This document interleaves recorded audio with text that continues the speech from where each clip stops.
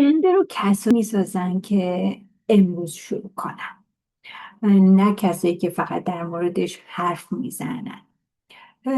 تو دیجیتال مارکتینگ همه چیز از یک تصمیم ساده شروع میشه: ساختن یه پیج، یاد گرفتن یه محتوا یا اولین محتوایی که تولید میکنید.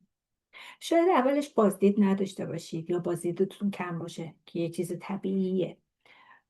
شاید نتیجه فوری نبینید که بازم یه چیز معمول و منطقی هستش. هر استوری، هر پستی ما رو به جلو میبره.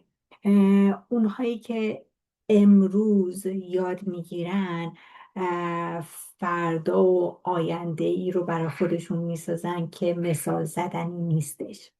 پس اگه منتظری زمان مناسب برسه، بدون که زمان مناسب همین امروز و شاید هم همین الان باشه. اگه دوست داشته باشین میتونین تو این راه همراه ما باشید. پیام بدین، جواب میدیم بهتون. ما نباشید.